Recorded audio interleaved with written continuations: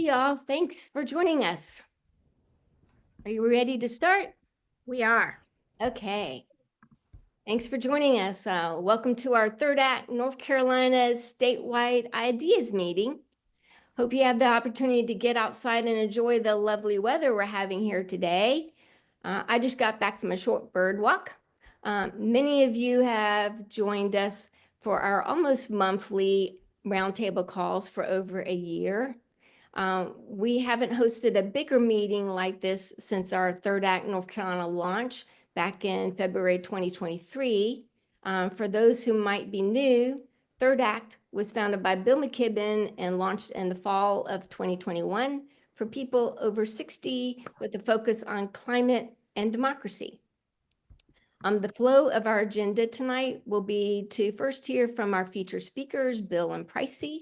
Then we'll hear about Third Act national campaigns. We'll learn about a fun raffle that you can win cool Third Act stuff. And then we'll have a regional breakout groups. But first we'll start with our speakers. And I have the honor to introduce our two featured speakers tonight, Bill McKibben and Representative Pricey Harrison, who we hope will be joining us soon. She did. On. Hey, Pricey's here. Okay, good. Yay. Thanks, Pricey. Yay. Yay. I know she's at the NCGA right now. So we'll have time for one or two questions after each of our speakers, okay? First, Bill, who is a fellow Red Sox fan, like my husband and I. Bill co-founded 350.org, the first global grassroots climate campaign in 2008 with 7 Middlebury College students, where he still serves as the Schumann Distinguished Professor in Residence in Vermont. In 2014, he was awarded the Right Livelihood Prize, sometimes called the Alternative Nobel, in the Swedish Parliament. He's also won the Gandhi Peace Award. Bill is the author of many, many books, including his first one in 1989, The End of Nature, and his latest one, The Flag, the Cross, and the Station Wagon. A graying American looks back at his suburban boyhood and wonders what the hell happened. If you're not already signed up for Bill's great, awesome, crucial year Substack that he started in September 2021, I highly recommend it. I will put a link in the chat with the info. Bill founded Third Act with the big launch in December 2021 that I predict many of us were on that call.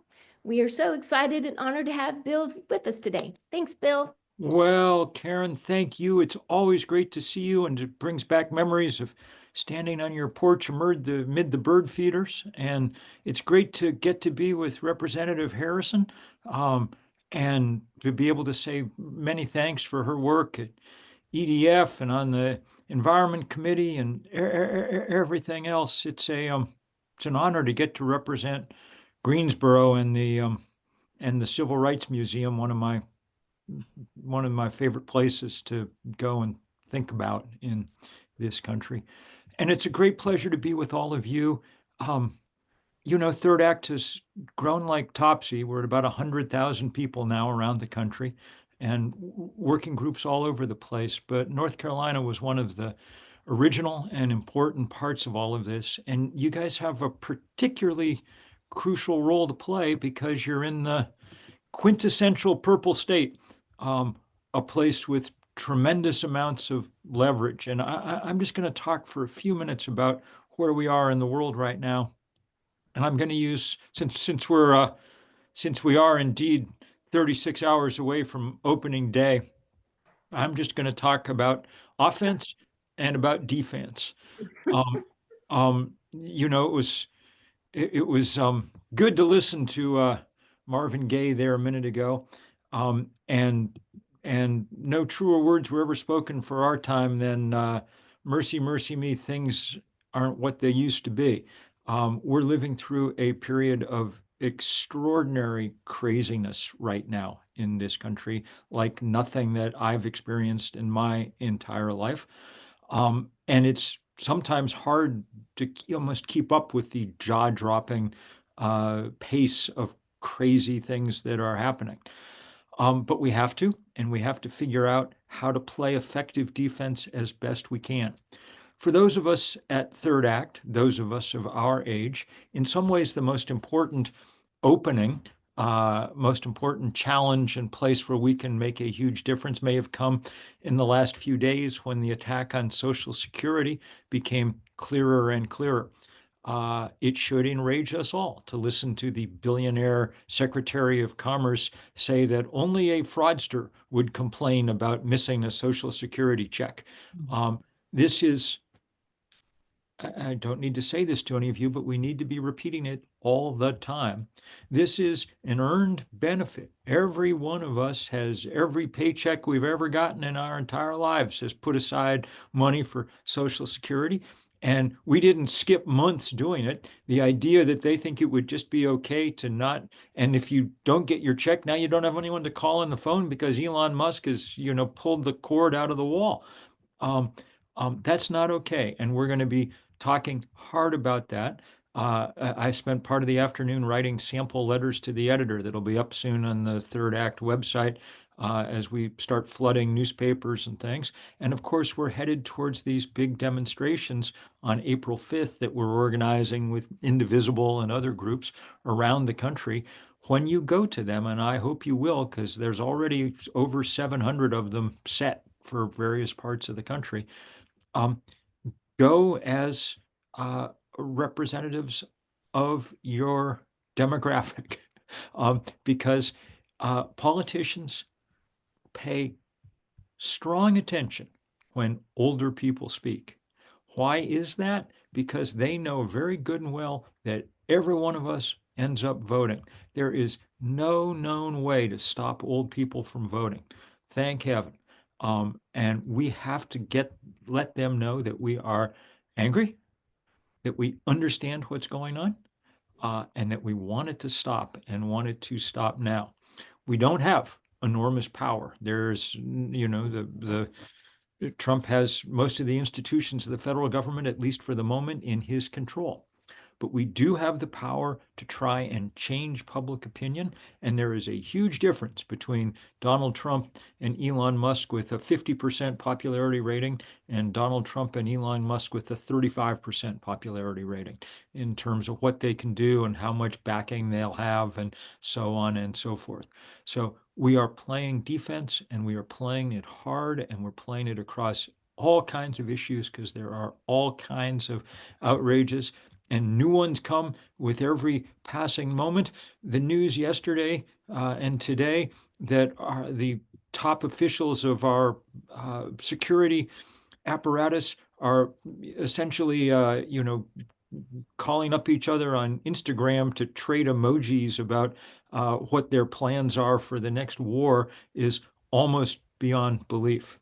So plenty to be pointing out to people as we do this important work. But defense alone, important as it is, does not win ball games. And often the best defense is indeed a good offense. So that's the other half of what we're doing. And that's what we're thinking about most as we head towards this big day of action that we're helping organize in September, and which we need you to start planning for now. And that's what we're calling Sun Day, not Earth Day, though Earth Day remains important, but Sunday. September 21st is it's the fall equinox, and a perfect day for all of us to get to come together and make the case, and it is an important case, that energy from the sun is now the cheapest way to make power on this planet. We can catch it directly in those photovoltaic arrays. We can take advantage of the fact that it differentially heats the earth, producing the wind that turns those majestic turbines. But the point that we have to get across is that this is no longer to be thought of as alternative energy.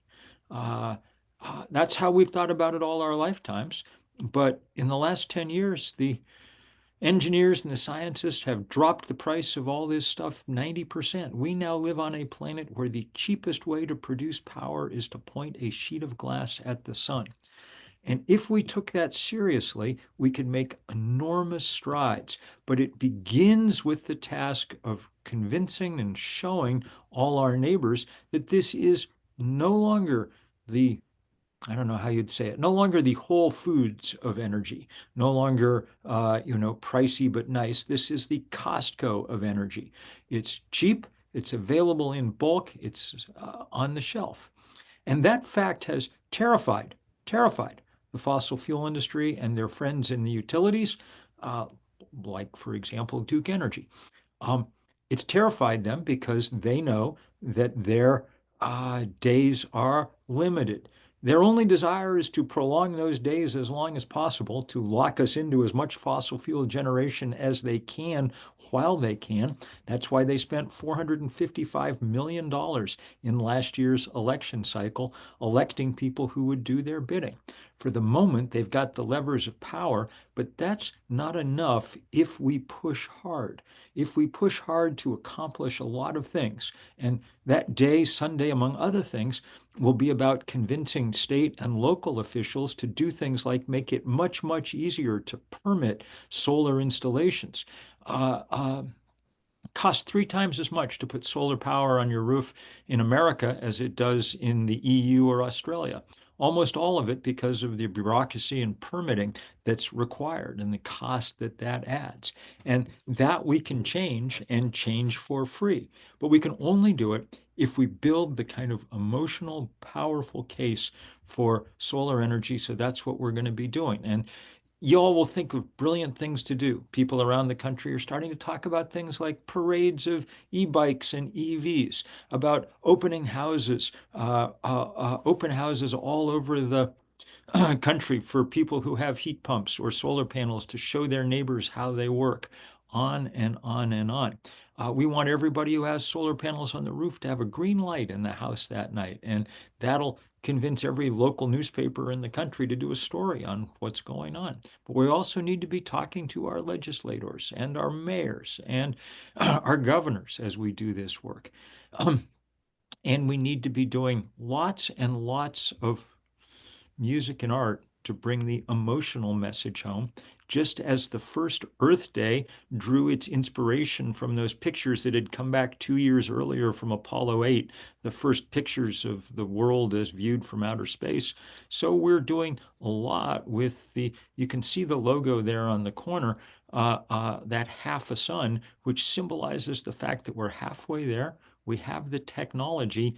Now what we need is the political will. And if you scroll through a couple of those slides, I think the next couple are not that important. Just, yeah, keep moving along there. That's a couple of pictures from Earth Day in 1970, just to remind us. But if you get to the next one, or the next one, you'll see that you can play a big role. Get your grandkids, get your local school, get whatever else to go to sunday.earth, and as a first step, just complete this drawing. Show us a few of the things that people have come up with there. Um, we already have many thousand of these suns pouring in, and they're a beautiful backdrop for all the work that we're going to be doing. I showed one the other night on our all-in call that arrived while the call was going on from Jane Fonda there it is. Oh, fantastic. She was down in the Amazon on a conservation expedition, but she had her phone with her, and while we were on that phone call last night, she drew her son on the phone and texted it in to us for everyone to see. This is going to be a beautiful, powerful day, but for that to happen, it's going to require everybody to bring their A game, to think creatively, to think passionately, to think beautifully. I know that it sounds like I'm giving you lots and lots of homework, defense and offense both, and I kind of wish I wasn't. I wish that we had won the last election and that we were now in a position to sit back a little bit and reap the benefits of our hard work and all of that. But we did not. And as a result, we are in a series of crises unlike any that we've been in before. And so it is no rest for the weary. And in fact, it's exciting to be in a position to play a real role. That's why we built Third Act. That's why we've got 100,000 people around the country working together. That's why all of you are so, so important. So I'm going to end there because I've rattled on enough. And I'm very eager to hear Representative Harrison. And I'm very eager to hear if there's a question or two that I can answer right away. I can, or Karen, we can just go straight to Pricey. So you let me know what's useful here. So let's see, we have time for one question. If you just want to raise your virtual hand, I'll call on one of y'all if someone has a question.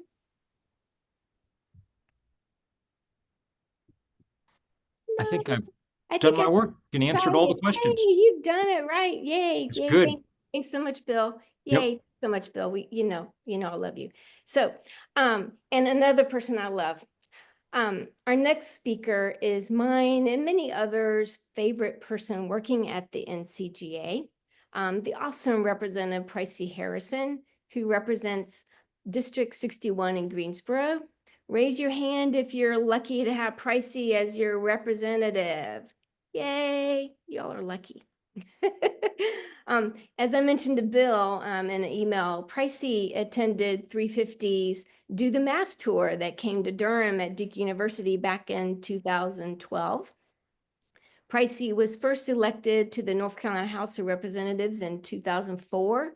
So she's in her 21st year now. She's a graduate of Duke University and the UNC School of Law. Pricey has spoken at several of our climate conferences where she has arrived on her bike. It's always fun, and has won. I know, I can still remember you coming at the Halifax Mall, one of our conferences, and went, there's Pricey, yay! And then at the one at Poland too, Pricey, yep. So yeah, and she has won many environmental awards. It's always great to see her not only inside the NCGA, but also with us, the people at HK on J and the Moral Monday rallies. Each year, Pricey sponsors or co-sponsors so many great bills, including the Rights in Nature bill that Casey from 7 Directions of Service has spoken to us about. I will include Pricey's website links where you can find her phone number and see what committee she serves on. Pricey, we so appreciate you squeezing us in, not no to your very busy schedule, because I know you're in session and everything. Please help me welcome the awesome Pricey.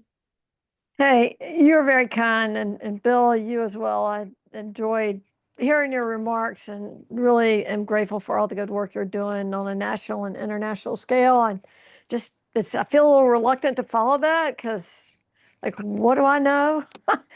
Well, I'll tell you one thing I know today, which is great news for this crowd, because you will be happy to know that Senator Paul Newton has left the legislature. Tomorrow is his last day, and he's going to work for UNC.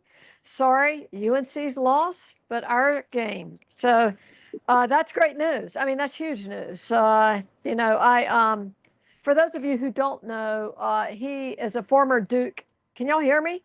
He's a former state Duke director, and he's been responsible for all the incursions into our great advances on clean energy and just not our friend on the clean energy front or attacking climate. He's just sponsored Senate Bill 261, which I'm supposed to talk a little bit about tonight. But it's not as bad in North Carolina as it could be. We've got a governor who believes in the same stuff we believe in. We've got an attorney general also, same thing. Now they continue to try and encroach on those powers of both the governor and the attorney general, and that may be problematic on the attorney general. They're saying there's a bill pending. It's sitting in rules in the House. It passed the Senate pretty quickly. Says that the attorney general cannot engage in any kind of challenges or efforts to challenge at the federal level unless the legislature has basically directed them to do that. And we know that's not really going to happen much because legislature is in lockstep with what's going on in Washington. In fact, they're mimicking them with lots of bills like the anti-DEI and other stuff. But I was told that talking to a member of the speaker's team that they are mindful that a lot of their members are way out there and they're trying to rein them in. So some of the worst bills their worst instincts. Those bills aren't moving. It doesn't look like they're moving. I mean, bills aren't great that are moving, but some of the really worst bills aren't moving. So don't despair. We have hope. We have y'all. We have the public. So this is really helpful. I just want to let you know that from the get-go, because it is so depressing watching Rachel Maddow. Although I'm excited she's on every night, but it's depressing watching and listening to NPR, the stories. I was just listening to a story about getting out of WHO and limiting the USAID on my way home from the legislature, about women dying, giving birth because they aren't having access to the care they need, and just unnecessary inhumanity. And it's terrible. But I will, so good, bad, and ugly, right? Is that what you said, Karen? Talk a little. Okay. So I'll start out with the good. Great news, in addition to Senator Newton leaving, which I just made my day, and I'm sorry to sounds a little bit more directed at one person than it should, but I feel that we don't have anybody right now leading the way to really do all the bad deeds that Duke wanted done. That will be replaced, but not right now. But we've got a progressive caucus, and we're really excited about that. We just started it. We've got we're limited to 10 members now, but we really want it to be true progressives, not progressive in name only. So we've got great energy. We've filed a number of bills. We've got good social media. We've got a website. We're going to start raising money and helping fellow progressives join us in the legislature. And so that has been that's been energizing for us, because we're all sort of like-minded on the same issues, not just the planet, but also democracy and criminal justice reform and public education and gun violence prevention and those sorts of things. So that's great news. So we have filed a number of bills to that point, that, equality for all, which is like indiscrimination, rights for trans, economic security for all, which is paid sick leave, paid family leave, raising the minimum wage, ban the box, just anything you could, protecting workers from heat, which we've actually never done anything before at the state level. The feds are working on it, but I don't imagine that bill's going anyway. Well, that effort's going anyway, but that's a real problem for us in the South. Redistricting reform. We've got a bunch of energy bills. And in particular, what's receiving a lot of attention and why Duke claims it needs Senate Bill 261 is that these data centers that are located here, many states are filing bills to require that they pay a percentage of it, so it's not all on the ratepayer. So we're getting ready to file a bill, and I'm trying to make it bipartisan. We're trying to work on some of these in a bipartisan way, because we know that Democratically sponsored bills only will not move. But I've got a great environmental justice bill that I'm excited about, although we can't talk about environmental justice because we got an anti-DEI stuff going on, but the rights of nature stuff, and I'm so grateful to Dr. Cavalier for that and trying to get momentum. I mean, it's going to take a while, but it was fun filing the first bill in the country to convey rights of nature at the state level. That was pretty fun. Got a bill to restore wetlands protection, rein in the poultry industry, the hog industry, ban PFAS. I got that idea from Mark Ruffalo when he came to North Carolina to promote dark waters. He's like, why don't you just go ahead and ban it? So since he said that, we've been filing these ban bills. I mean, they're not going anywhere, but we're making the point because we're poisoning ourselves, and it's just terrible. And there are others that may not, since it's sort of an environment clean energy call, won't go into all the other ones. But I think we've got stuff that y'all can be excited about that we're trying to do. So to counter that, talk a little bit about the bad bills, since y'all asked about Senate Bill 261. That I feel like I'm telling y'all stuff you already know, but at the risk of being redundant, the bill eliminates the interim goal that was established in House Bill 951, which some of us didn't love, but it did establish carbon reduction goals at the state level of 70% by 2030 and then 100% by 2050. And this bill eliminates that mid goal, and these are all being handled by the Utilities Commission, which used to be a really great group of committed people interested in, a sustainable planet. And one of the many things that's been going on here, which you can't talk about this stuff without talking about, is the attacks on democracy coming from the Republicans. And pardon me for being partisan. I'm not really, but I just have to say it. so they've taken away a lot of the governor's appointments. And on the Utilities Commission, we thought we had a compromise where they were going to leave 3 governors and 2 Republicans, but in that horrific, allegedly hurricane bill where they shifted around a bunch of powers, big power grab, they took away another one of the governor's appointments. So right now, these are all being challenged in court, but that's also happened at the Environmental Management Commission. And that's really important because the Environmental Management Commission has been working forever on PFAS regulations, and they had a directive to, target the top 8. Their rules were going, and then the legislature took away a lot of the governor's appointments. They're predominantly from Republican appointees. They took away the chair, and now they are sort of undermining the ability to do PFAS. Apparently, they're also working on some air quality rollbacks too, which is not fun, but this is a problem. This is a problem because we don't have the courts. We can't get the courts to say this is unconstitutional like they did before because it is a separation of powers issue. It is unconstitutional what they're doing, taking away the governor's powers. But that's what the situation is on that. But so this so Senate Bill 261, which is takes away that interim goal of 70%. It also reinstates QIP, construction work in progress, which we got rid of in the 80s because so many people were left holding the bag for these nuclear power plants that were planned, charged the planning money to the ratepayer, but then they were never built for whatever reason. So we repealed it, and then it was reinstated back with Senate Bill 3, which the Renewable Energy Standard put a tiny QIP provision in there so that Cliffside could be renovated, I guess, and that was it. And now this bill expands QIP to include massive nuclear power plants and the ratepayers doing it outside of the regular ratepayer case, which all that stuff is like above my head and very tedious when you start talking about the tedium of the Utilities Commission's operations. Point is, they eliminated their carbon reduction goal, and they have made it much easier to finance conversion to natural gas, I should call that fracked gas, excuse me, and nuclear. And there are a lot of nuclear fans.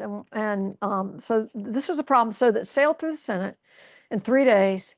It is parked in rules. There is some pushback in the House against this bill. So hopefully, well, I'd love for us to kill it, but if we can't kill it, at least we can kind of fix it. And we know the stories of South Carolina ratepayers being left holding the bag and $9 billion, billion with a B, on the Santee Cooper proposed nuclear power plant. That got South Carolina to look at energy reform in a way that we cannot achieve in North Carolina because Duke reigns supreme.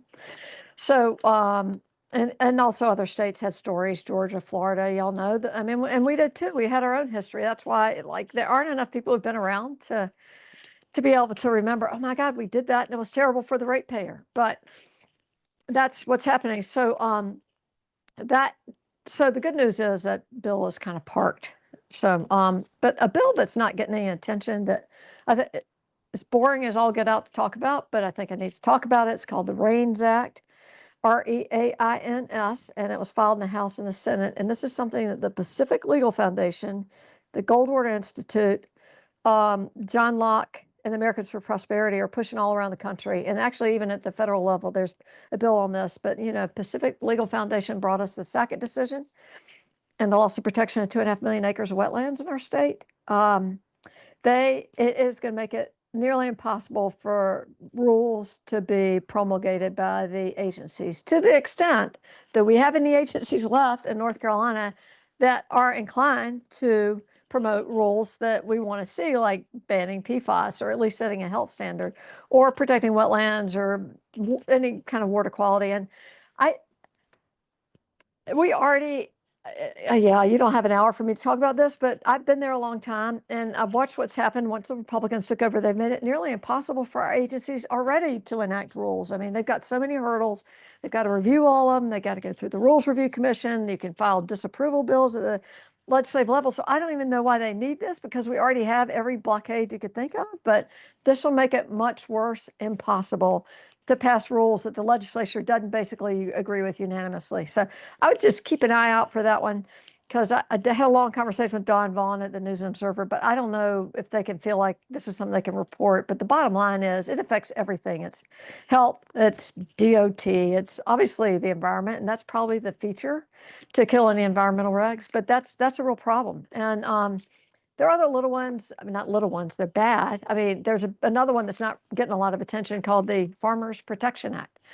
And I think this is a courtesy of ALEC, and it is basically prohibiting banks from refusing to, if they want to adopt a net zero standard, if they want to adopt sustainability standards in their lending practices. This will basically presume that they are discriminated against farmers that don't have limited carbon release in their farming practices, if that makes sense. It's basically banning banks who want to operate charter in North Carolina, operate in North Carolina, from adopting clean energy standards or sustainability standards. They went after ESG last year and state funding, but this is telling private banks who they get to lend to. So that was alarming to me, because the ESG can sort of get, because that was also another ALEC effort. But there are, I know y'all are here to talk about climate. There are other problematic bills like guns everywhere with no permit and 18-year-olds, no training. The DEI stuff, which I think is going to eliminate the environmental justice efforts that Governor Cooper started, that are continuing. I filed environmental justice bills, as I said, and basically my bills would run afoul of this new law that they're pushing in the House. There's one in the Senate that goes after education, but the one in the House is any money at all. So we've seen what's happened at the federal level, Jackie Robinson coming down, and the code talkers, and Polly Murray, and the Enola Gay, because it had gay in its name. I mean, it's crazy stuff. So, I mean, we just got today a reemergence of the House Bill 2, and a much worse bill called the Women's Safety and Protection Act, filed by two men, which is HB2 on steroids. And so anyway, I mean, it goes after birth certificates and driver's licenses and all that. It's just, but like I said, it seems like these really bad bills are maybe not going to move in the House, or not move in their current fashion. The problem in the Senate is that Senator Berger has a primary opponent for the first time that's credible in a long time, and he has moved far right. And I think that's the problem with the Senate. So anyway, I'll shut up because I feel like I've been talking forever and I had 8 minutes. But anyway, don't despair. I don't like to end on a gloomy note. We've got good people who are working in the legislature and in the governor's team, that I feel like we have hope, and we have elections. So see ya in November 2026, people. Thank you. Thanks so much, Pricey. Gosh, so much going on, and that's great news that Paul Newton is gone. Hadn't seen that yet, because he's the one that's introduced the terrible Senate Bill 261 and so much other stuff. It's great to have him out of there. Mm-hmm. Thanks so much. I think, do we have time for one question for Pricey? One question. Joe, is that you? Your hand up with Pricey? Yes. One, quick. I simply want you to comment on your colleague in the triad, Cecil Brockman, and the danger he poses as a no-show in voting. It's a very legitimate question. Oh yeah. No. I agree. And so I have not actually talked to him yet about this, but his new LA is committed, says that he feels bad about this and he wants to reintegrate. And so I've seen him more on the floor than I had in the past. And I think he does have some mental health issues. So I think that's been part of the issue. But I agree, it's been a real problem. And the same vulnerable 3 or 4 House members that have voted with the Republicans in exchange for budget items are still here, still a problem. And we're working on it. It's just he did have a primary opponent. He already has an announced primary opponent now, so that might shake him up. But the opponent last time came close, but like 82 votes or something. But not. It's difficult for me to be too critical talking about a colleague, but I will acknowledge that it's been a real problem for us. He's not the only problem, but it is a problem. And I think that there's some interest in people in High Point, Guilford County, Greensboro, running against him to have, adequate better representation in Raleigh. Does that answer your question? Yeah, I mean, no, that shares more than there's a group that I'm part of, Democracy Out Loud, which I'm sure you're familiar with. Yeah. Mark Swallow is leading our legislative team that is following bills. Like we've chosen certain bills, and I'm sure you're familiar with Mark. But yeah, this question is something we have discussed multiple times, but I don't think we got any true feedback. Maybe from Marshall Murray or something, but not from someone like. And that's great. I appreciate your feedback. Sure. By the way, Mark is at every meeting talking about every bill, Yes, and he I is. appreciate Yay, that. Mark. Yay, Mark. Yay, Mark. Yeah. And I mentioned this meeting this morning, as Joe knows that I mentioned this meeting on the Democracy Out Loud call this morning. So, but thanks so much, Pricey. I really appreciate you being here. I am really sorry I took up so much of y'all's time. It's hard to get through that quickly. So important, so important. There's thank you all. So much going on. I look forward to seeing you in person and giving you a hug soon. All right. Y'all have a great night. Thanks for all you're doing. Thank you. Thank you. All right. And now I'm gonna pass it along to Marcia, who's gonna talk about a fun raffle. Thanks, y'all. Awesome speakers. Yes, thank you, thank you. We are so grateful to have them here.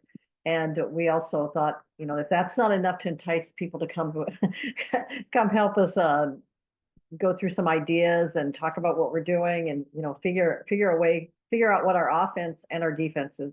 We decided to have a raffle for some of our third act merch. And the first item is actually I thought it was a hat. No, it's a shirt.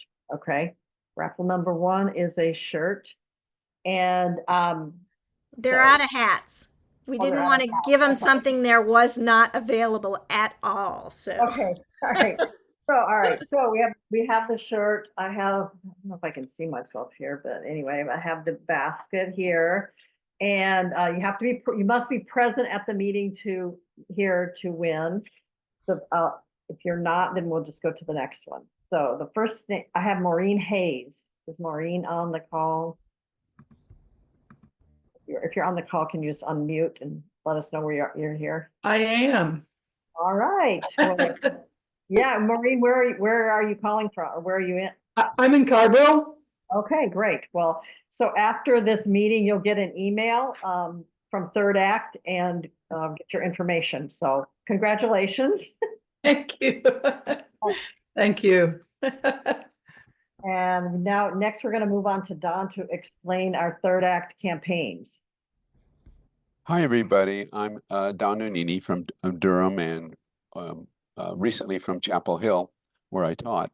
And I'm a member of the coordinating committee here at Third Act North Carolina. I'd like to take a couple of minutes to tell you a bit about our 3 campaigns here at Third Act North Carolina that are also Third Act national campaigns. And let's speak. Let me tell you about them. First is, yes, banking on our future. If you look at the slide, just to start with, this is in a way our most developed campaign, and it really began against the 4 dirtiest banks in the world, which I think you all know what they are by now: Citibank, J.P. Morgan Chase, Wells Fargo, and our very own Bank of America here in Charlotte. And these are the most dirty banks in the world because they provide a huge proportion and the largest proportion among the 4 of them of funding for fossil fuel exploration around the planet. And we've asked our members and we've campaigned to move our money away from these banks. So if you have your money in these banks, please give some consideration to moving it away. We've also put all sorts of pressure, including putting the heat on in our 2024 Summer of Heat, with hundreds of people, third actors, arrested doing nonviolent resistance, and we've still moving along on that. Our second campaign, and the one that's taking a lot of everybody's time, I know, is safeguarding democracy, because that's what Pricey was talking about and Bill was talking about in another way. And our principal tactic is to move with the National Third Act organization to ally with our local indivisible chapters. And there are ones in each of our regions, or they are emerging. And so we are already, I think, as individuals, some of us are already working with those indivisible chapters. For example, in Durham, where I'm from, it's called Bull City Indivisible, and it's got a great Substack, and you can keep apprised of activities. And similarly, I think our other regions have, in North Carolina, have indivisible chapters. So work with your indivisible chapter, help them integrate our goals with their goals and their goals with our goals. Indivisible and Third Act, for instance, have come together to support, will be supporting our governor and attorney general in fighting against Senate Bill 261. But we've got a big fight ahead of us, as Pricey Harrison made clear.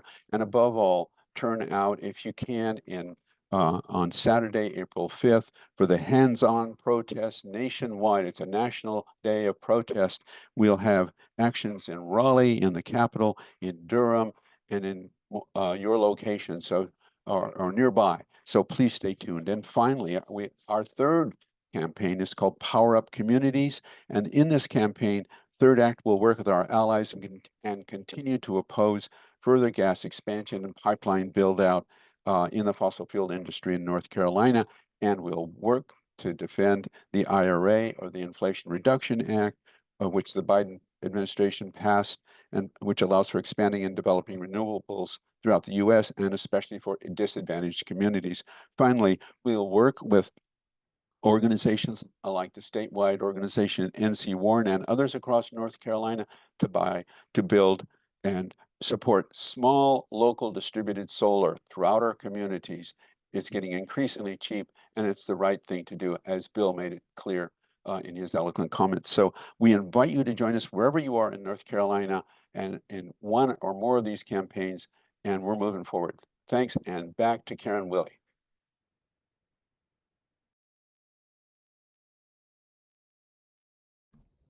Hello. So we're going to move into our regional groups now.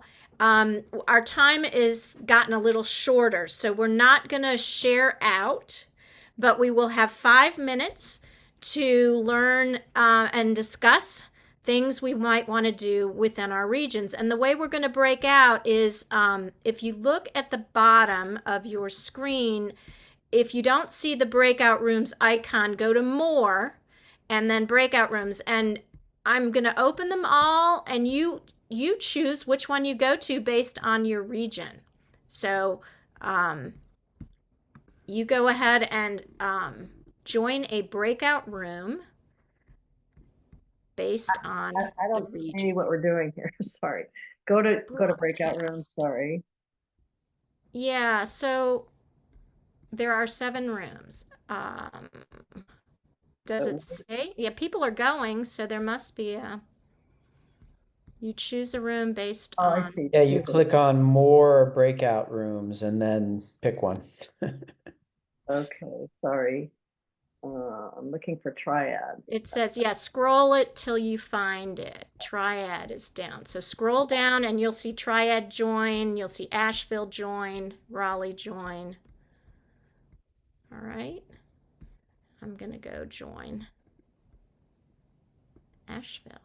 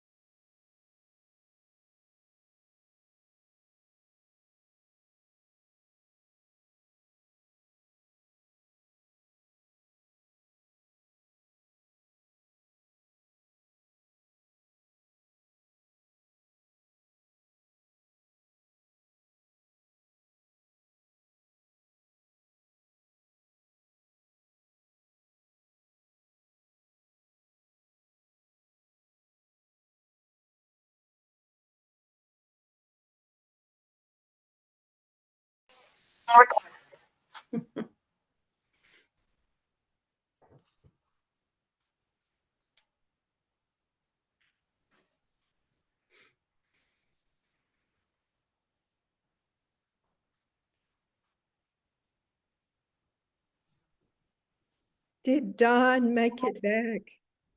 We lost him. Lost Don? Yeah. Oh, I don't know what happened. He's not in the waiting room.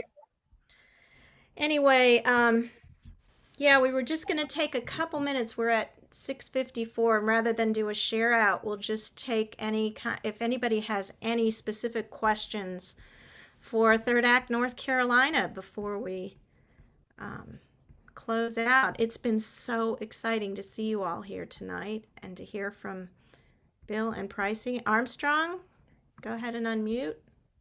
I was just wondering if you're going to have these regular Zoom meetings on a regular basis. Yes, we have them. We call them roundtables. So and we usually have a speaker, and we're talking about changing that up a little bit and doing more of this group planning kind of stuff as we get into the summer. So yeah, the last week of the month is when we'll be trying to get us all together again. But yeah, we will definitely be meeting as a group statewide. Marcia and I lead that, so it's a lot of fun. It's kind of like this. We need to add music to it, though. We're going to be dancing in a few minutes. Hi, it's Minta here. I was just wondering if some of the people who are attending Third Act for the first time this evening, there's the ongoing leadership training. I think we've done 1 out of 3. Is there a way to include that link on the chat so that they could perhaps see wonderful inspiration and actionable items with Third Act? Yeah, we'll find that. Great, thank you. It's really been excellent. And thank you for this meeting. Yeah, here we go. Okay, anyone else?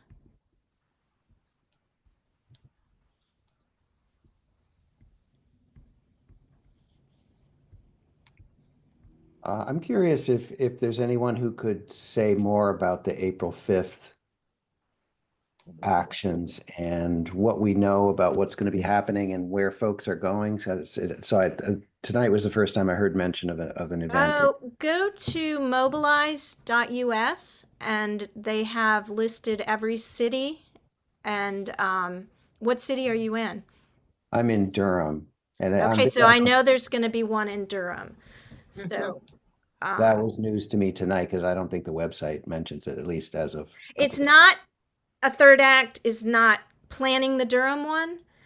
I see. It's a national campaign, and if you go to mobilize.us and put in April 5th Durham, you will find out where that is happening. And another link, and all of them. Yeah, and another link I just put in the chat is that it's called handsoff2025.org. Yeah. If you go there, it talks about it, and there's a link. Oh, it's .com. Okay, Joe will look. It's either .com or .org, and that will give you a link where it shows. And there's quite a few going on in North Carolina. I know there's one in Raleigh, Durham, Mooresville. It's .com. I think. Nashville. .org. Nashville. Yeah. Well, actually, no, yeah. The link you gave works, Karen. Oh, good. Okay. Interesting. And John, just touching on your question, some of us will be in Durham and some of us will be in Raleigh, because in Raleigh, at least we've got that force towards the NC General Assembly. So it's kind of a choice in that sense, but we'll get something going. We'll participate in something in Durham if we can, and certainly there'll be something on mobilize.us. Great question. Thanks, Joe. Yeah, I just put the Mobilize. You'll have to put then your, like your zip code, and they'll hook you up with what's happening there. So, yeah, it's a big one. Lot happening on April 5th. Hello. So, National. Kathy. Yes, I don't know how many people are new, but just in case there are some, when Don mentioned that one of the actions that you're focusing on is divesting from the 4 dirty banks, I just wanted to say that the National Third Act website that has fabulous resource for doing that. It walks you through every step of the way of doing that, and so that's really helpful because if you don't know where to start with divesting from the banks. Great. Thanks, Kathy. All right. Well, we've taken up a full hour and don't want to take any more unless there's anyone who has any last questions. We are going to end with joy because that's how we like to do it. And where are Everybody we? get up and dance. Well, first I have to find my Dance to the Beatles. yeah.